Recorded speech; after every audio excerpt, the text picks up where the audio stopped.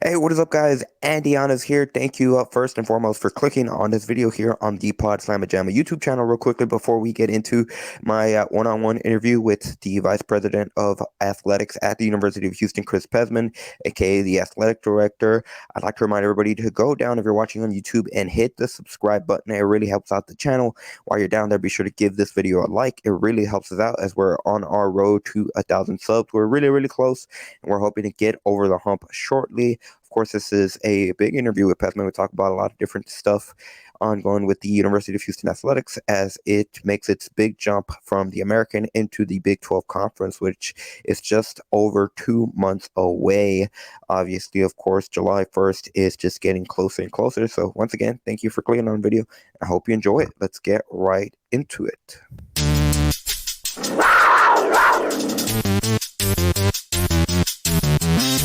Got high standards, high goals, and we know what it takes to get there. I want to be unguardable, if I'm honest. Coaches coach, players play. And that's a great place to be in your life, where you can care less what other people think.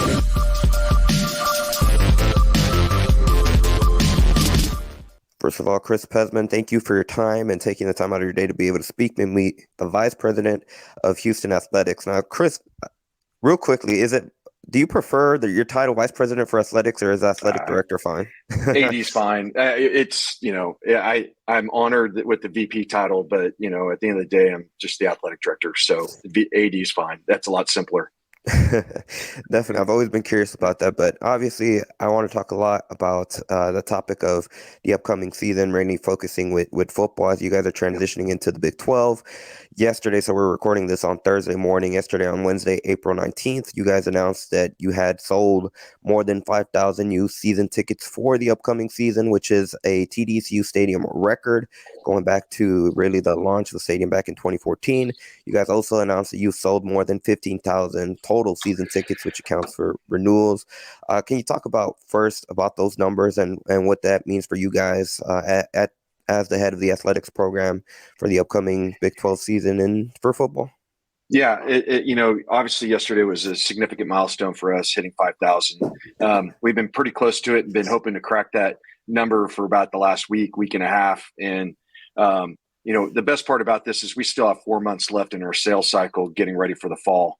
And so, as we were building out our budgets, and frankly, we've spent a lot of time this last fall focused on building out our 5-year look ahead of our pro forma as we scale into our transition to the Big 12. And that was important for a lot of reasons, because that allowed us then to understand what resources we'd have to work with as we continue to invest and grow our budget and support our teams, but also walk back the subsidy that we have from campus. So the importance of that is, as we look out 5 years and we continue to build, principally the revenue streams that we're dealing with are, the big blocks that we stare at are obviously conference distribution. The next big spot for us is ticket sales, philanthropic, and then the other revenue streams from multimedia rights, sponsorship, and then the ancillary revenue streams that come after that, concessions, parking, merch, third-party events, all those things.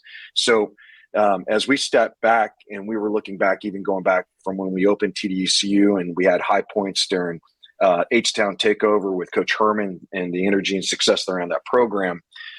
We had never sold, since we've been in TDECU Stadium, more than 5,000 season tickets. And so our sales goal, as we were building out our budget, trying to be, aggressive but not blue sky, is 5,100 season tickets. We're going to end up hitting that, probably today, tomorrow, early next week, which is really exciting.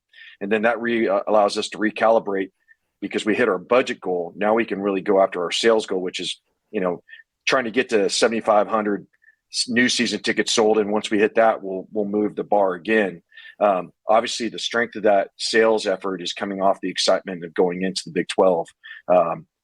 The regional components of the regional rivalries that we have, the things that we felt natural with when we were back in the Southwest Conference, fans being able to come down from Waco or Fort Worth, places like that.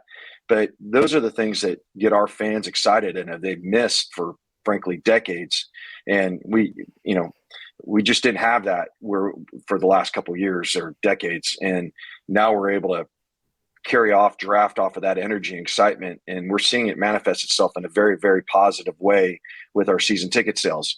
The best part about this is we haven't even gotten into mini plans yet or single game sales. Those are much further out because we know that there's enough interest and demand that we can focus on season ticket sales and start building our base back up, because we've atrophied a great deal for a lot of reasons. You can go back and we could come up with excuses or rationale or whatever it is, but we haven't been good enough, and we got to be a lot better as we prepare to transition to Big 12.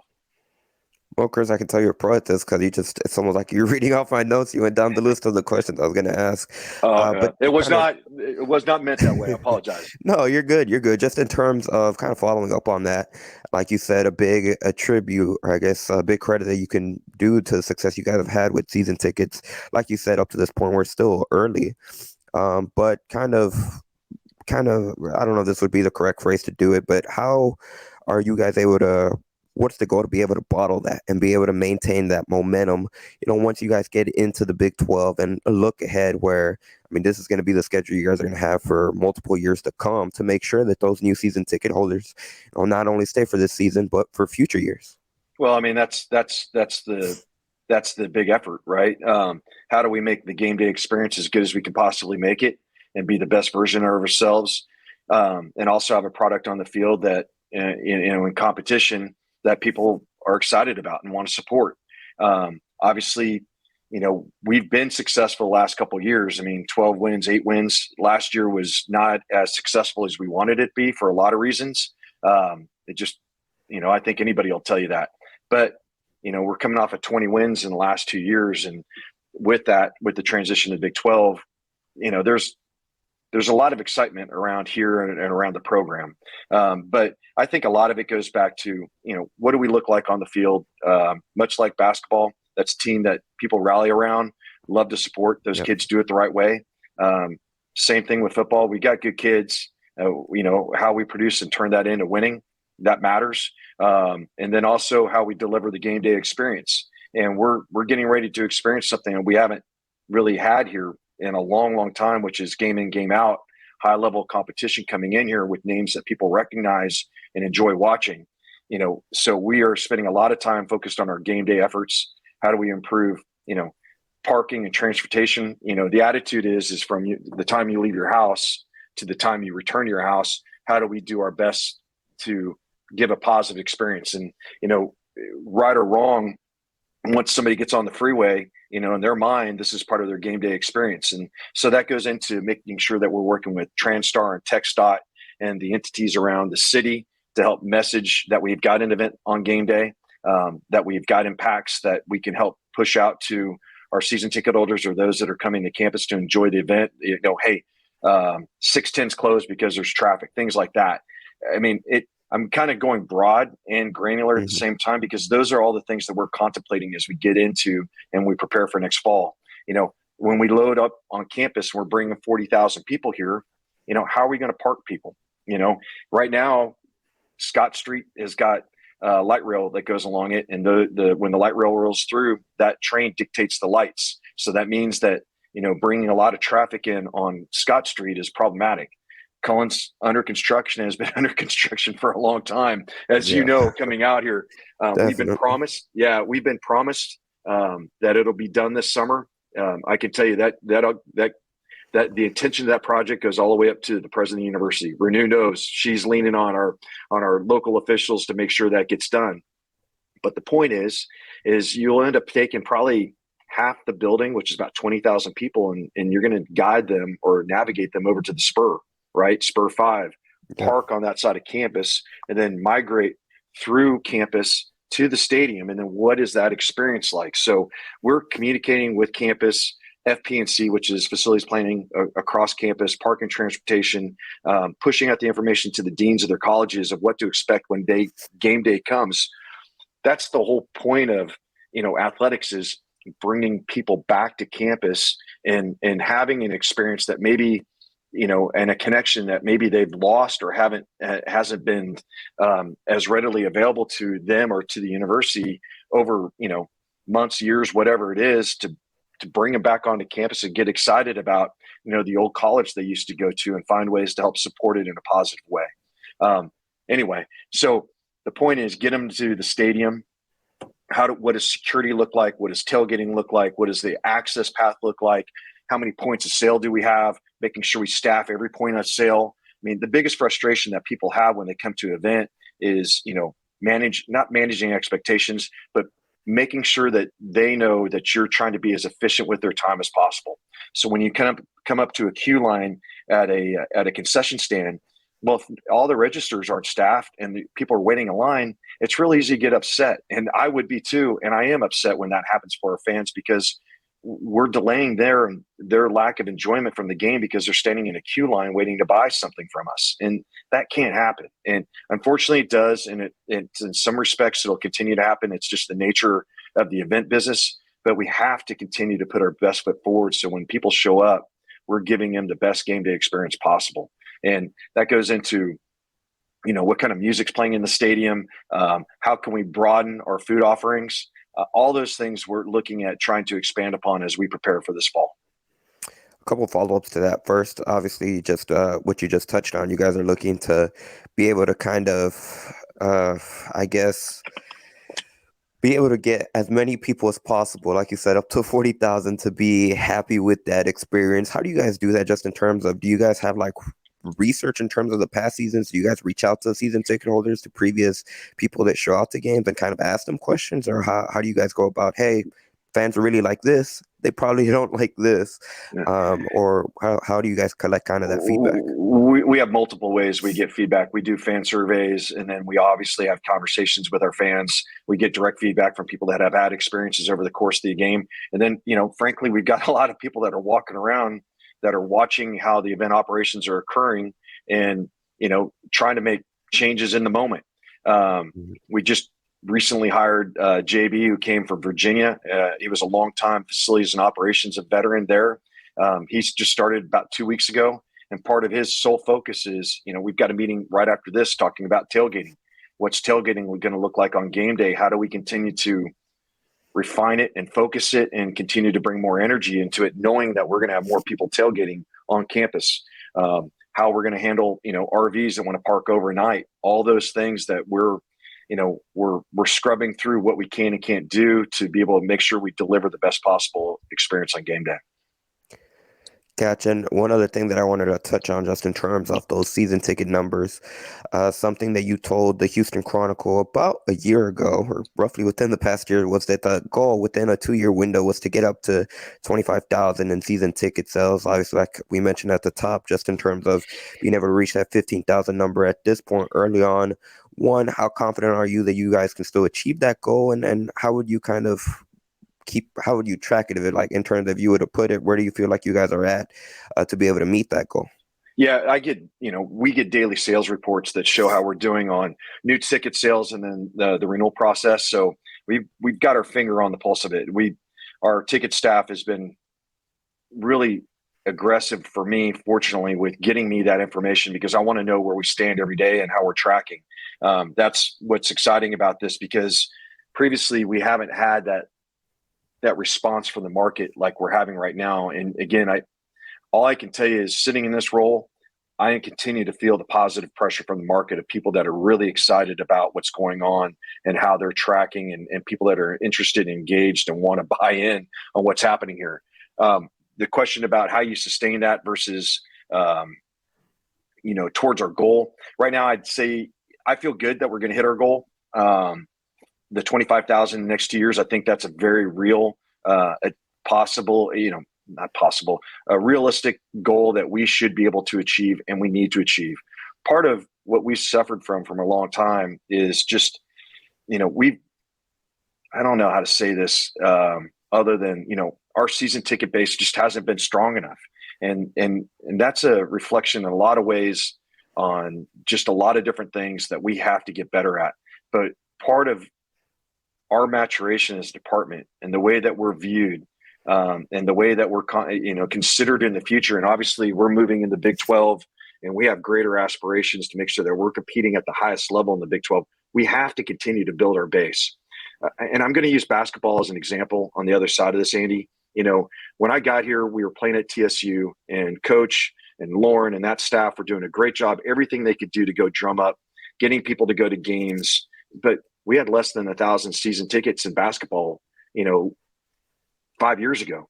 And now we're sitting here today, sold out on a season ticket basis with a wait list that's over 1,000 accounts that are waiting to buy season tickets. So there's a positive story there that shows that we can do it, and it's very likely and possible, and we're more than capable of doing it. We've got to reflect that with product on the field, the way that we deliver the game day experience, and combine those two things and sustain them for a couple years, year over year.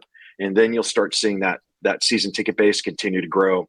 And the biggest thing that we have to really work against is backsliding. We have to just continue to stack good years on top of good years. And then we're all going to be in a place that we're very happy with in the next 3 to 5 years.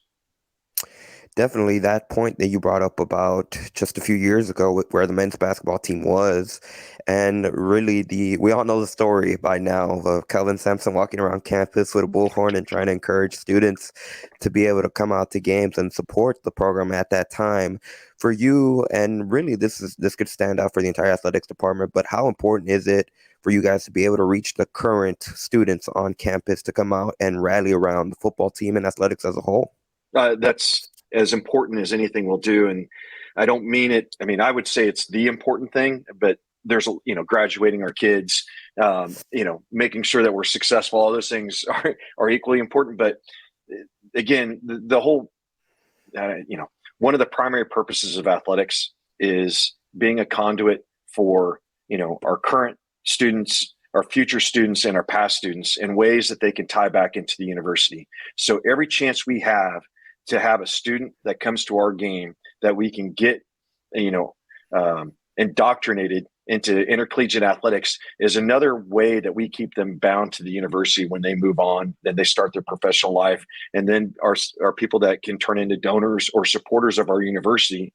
And that can be just somebody that's telling our story to people that are able to contribute to us financially. Students are it for us. I mean, part of the biggest move for us, and this goes back to when we used to play in the Astrodome.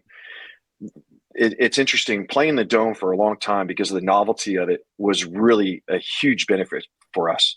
But in the mid 80s, probably about, honestly, about the time I got to school here, the Dome was starting to age out, right?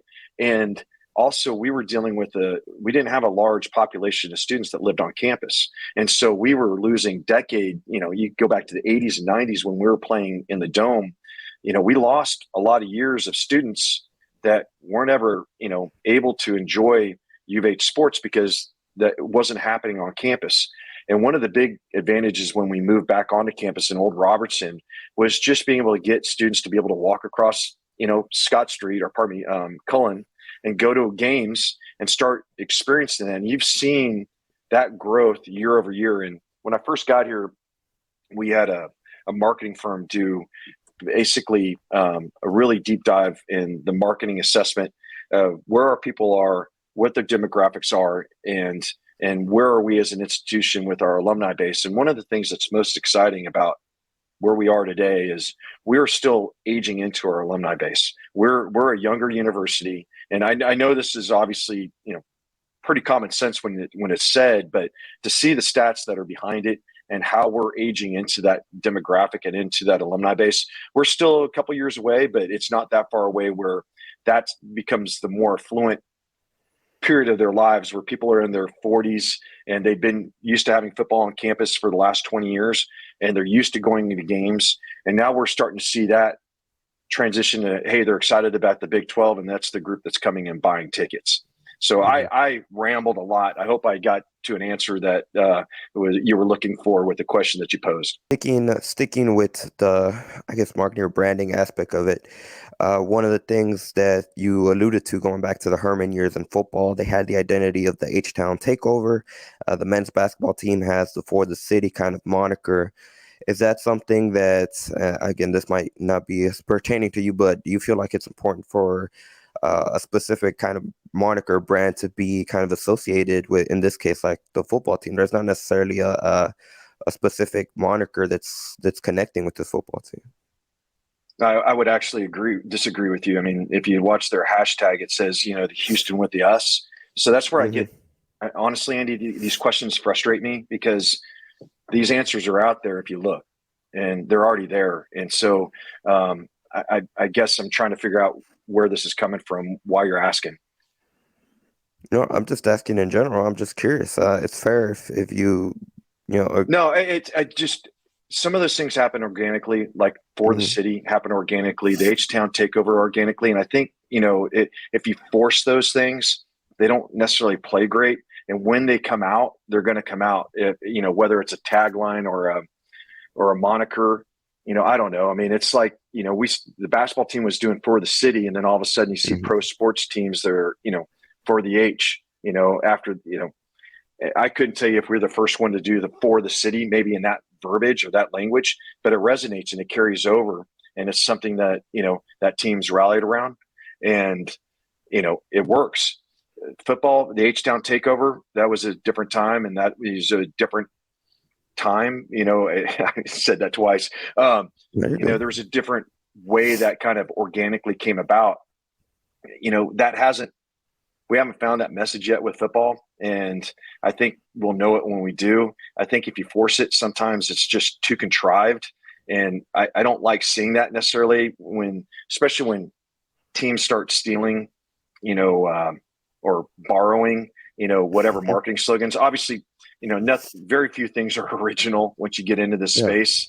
So it's a little funky, but, in my opinion, the football deal, they've got one. It's Houston with the us in it, but it also, to the point I was saying, those things happen better when they're organically. When you try and force them, I haven't seen them really take off great, especially without, and I'm just going to be candid, without a lot of money behind it. And, with the marketing budget that we don't have, and I'm not complaining. The university's been incredibly supportive of us, but the resources we've had, are finite. And at certain times we have to make decisions. Are we putting that into our student athletes? Or are we putting into the program and coaches' salaries and operations budgets? Or is it better served, marketing a program? Those are the decisions that we have to make and that I have to make. And there's times where those resources are better spent somewhere else. Kind of transitioning into a different aspect. Obviously, the Houston Rise campaign is the big fundraiser you guys launched last summer. The initial goal when you guys announced was $150 million to be able to raise mainly for the football operations facility, but obviously kind of as a upgrade for all of the different sports at UH Athletics. Can you give an update on Houston Rise and how that's going in terms of timeline to be able to raise the funds that you guys initially reached out or had the goal for? Yeah, well, that goal is over a 2-year period, so we're well on our way. We're doing very well. Again, we're over a third committed. That number's been out there for a while. We've got a couple of 7- and 8-figure gifts that we're working on closing that will obviously jump that number up. But the Houston Rise campaign continues to be well received. In many facets. It's interesting. Part of the Big 12 transition and the excitement around the Big 12 is the number of corporations that we're talking to that frankly weren't necessarily interested in us in the past. And now we're having really meaningful conversations about them coming in at some level of corporate philanthropic sponsors. And that works twofold. The multimedia rights, our sponsor agreements, the amount of companies that are coming in categories that were frankly, ones that we just couldn't crack are going very well. But specific with Rise, we've been focused on the larger gifts at this point. Once we get a little bit further along, then we'll start transitioning into the medium and smaller gifts. And that's not really anything other than that we're just trying to move the big blocks right now. So, and there's those gifts take a little bit longer. So they've been our primary focus. It's not to mean that if somebody shows up and willing to give us money, we wouldn't take it. But we've been focused on the 7- and 8-figure gifts. As we know, then we can start stacking those and know how much we need to lean into the moderate and smaller gifts. But by and large, the response from the Rise campaign has been exceptional. Gotcha. So just This isn't specific to the Rise campaign, but TDECU Stadium, I believe, from the Chronicle, there's some upgrades that you want to do to the facility as soon as the 22 football season ended, and really have kind of focused on premium seating. Is there an update you could share on that ahead of Yeah. the 23 season? Yeah, we're adding 10 new suites and 2 new party decks that'll go on the press box tower side of the stadium. Those suites are under construction right now. If anybody's been out to an XFL game, they can see the walls are going up. So we're on track to have that done for this fall. And then just flashing ahead a little bit, right after the last football game of the season, we're going to bring in a huge crane and start deconstructing the end zone where the video board is, and that construction will start immediately after the season. So we're very excited about the future at TDECU Stadium. As we are working on and refining the design of the football operations facility, we're not at a point where we can share anything quite yet, but hopefully in the next sooner than later, I'll just leave it at that. We'll be able to start showing some updated images of what that's going to look like. But everybody's going to be really excited once they see what is coming to TDECU Stadium, and that's everybody's got to. I guess I say that like everybody thinks about these things, but what we're focused on now is, we've got the blocks in place, the bones, the structure is there between the Athletics Alumni Center, Fertitta Center, Guy V. Lewis, Schroeder Stadium, and the Baseball Development Center, and TDECU Stadium, and then IPF. The last big, really construction hurdle project, and everybody says the last one, but the real big block that's left is the Football Operations Center. And then from there, everything else will be additive, if that makes sense. It'll be, at some point, we'll need to do some things to the Athletics Alumni Center once football moves out. This building needs to be turned into an Olympic-only facility. Again, the square footage is here. This building is great, but we just have to repurpose it.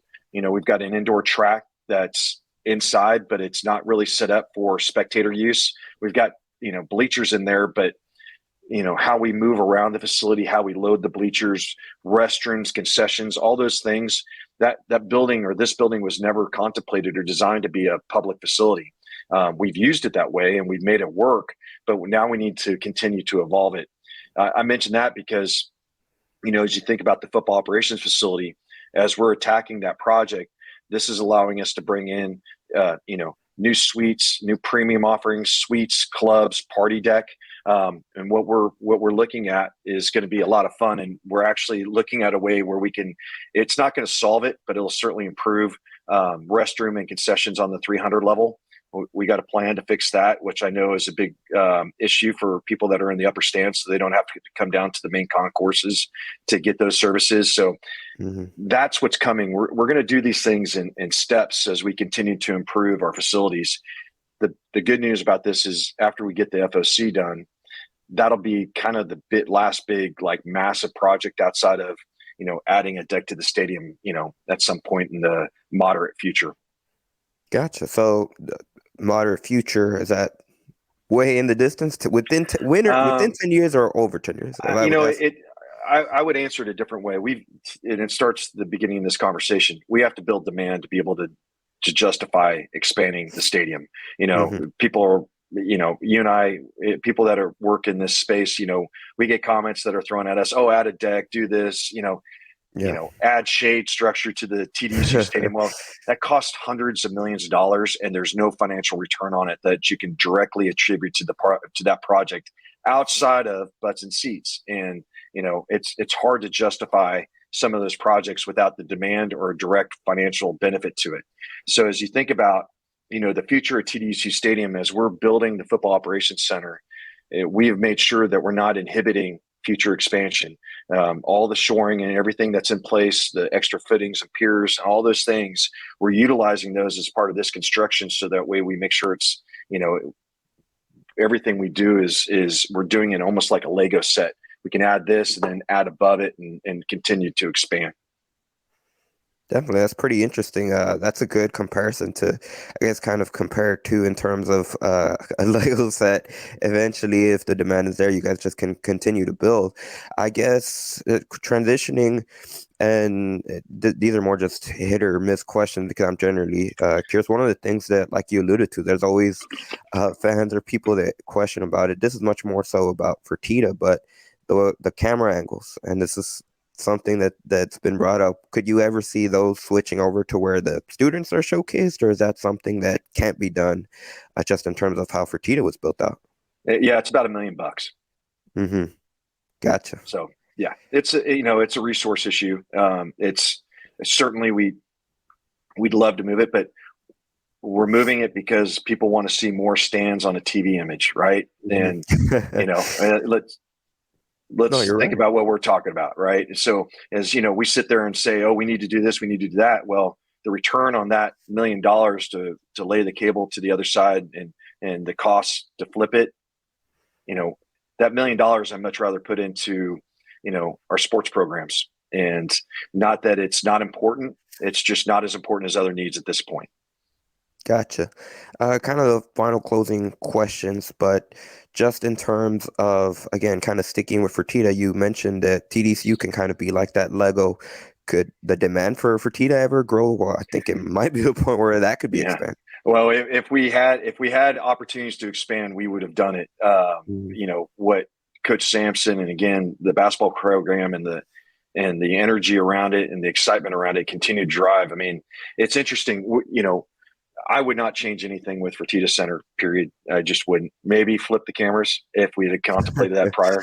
But, there's not any expansion opportunities there, not without massive cost. And then the cost to do that, the return on it isn't there. I mean, I've had people raise the roof, do those things, add a second. It's not financially viable. You're better off building a new facility, and we're still paying that one off. So I don't think we're going to do that anytime soon. But there's a philosophy there, and it's something that we need to be mindful of. Less is more in this sense of where we've been and where we are, and not necessarily where we're going, but right now we're able to create a kick-ass environment in a 7,100 seat arena. And you got to remember where we were 5 years ago. We had less than 1,000 season tickets in basketball. And I don't think anybody could have seen at that point the rocket launch that, Cougar basketball has become. And so, maybe 10,000 seats, there's just not a way to get there in the building. The only options that we have, is maybe, and this is a strong maybe, is if we are able to add some extra floor seats, but those are onesie twosies, not, thousands. What we continue to do and what we work really hard to do, and that's why you saw our attendance records for all time, highest attendance in the building changes. We're just, every time we can get more students in that building, which goes back to your earlier conversation around football and student engagement, we're doing everything we can to never turn a student away. And so we were getting to where we had 12, 13, 14, 1,500 students in the student section. And, by and large, the students, they're there looking to just be in the building, have a good time. So, whether they're standing the whole time, they're a little bit more accommodating with that. That's where we've been able to kind of edge in and find more ways for our students to get into that building, because again, the more connection they get to us, the more they enjoy that excitement and that energy, the more likely they're going to come back again, the more likely that, as a student, and then the more likely they're going to show up and buy a ticket and come to a game and become season ticket holders, and then hopefully donors to the department and the university. Right. I remember, I think it was the senior night, the last home game of the season for men's basketball. You talked about how you let a handful of students in that were waiting outdoors. And like you said, there was definitely some great atmospheres this past season. We had a couple hundred students outside, and we're like, screw it. Let's find a way. Let's get these kids inside. That building was packed. It was rocking. And the more energy we can bring in there, we try. One of the things that's come up before is SRO in the Fertitta Center. And we've been doing that. We do a couple hundred standing room only tickets per game. And there's a balance to that. And when I explain it, it'll make sense to you logically. It's just, how much pressure you put on the concourse, and then how much pressure that puts on the concession stands and the restrooms. Because the first thing that you've got a great building, you got a great experience, and you just have to find that sweet spot of how much can the concourse take of people that are just standing around without obstructing people that are trying to pay, a higher price ticket, that are trying to get to concession stands or restrooms, and not creating, not hurting ourselves because we're just stuffing so many people in there that they have a bad experience. Definitely, it's always a balance. Kind of the last question for me, and this is much more like you alluded to, and I don't know how if you could even, proportionally categorize how it very well could be a loud minority, but there's definitely people there that we say, hey, maybe our voices aren't heard from a Houston fan base perspective. I don't know if you could call this a pitch, but if you could talk to those people, what would you tell them just in terms of maybe patience, or you guys are making that transition to the Big 12? Um, if some people would be frustrated, whether it be with how certain sports have gone or anything like that, what would you tell them to get them to be patient and support the athletics program, regardless of whether their, personal feelings might be towards how previous seasons have gone? Yeah, look, at the end of the day, we're growing up. I've used this analogy before, and I don't know if it's a good one or not, but we're going from being teenagers to young adults to 30 and 40 somethings over basically an 18-month period as we're building up to preparing to compete in the Big 12. And obviously across the board, you want every sport to be successful. Every season, every game in, game out, you want to win everything. And I know there's some programs that, we have higher expectations for. I do, but there's also a lot that goes into contemplating, what the future of that program looks like. You got to remember, it's been a couple of years, and there's still a lagging effect that's coming out of COVID about having been shut down, and the impact that had on some of our competitive seasons.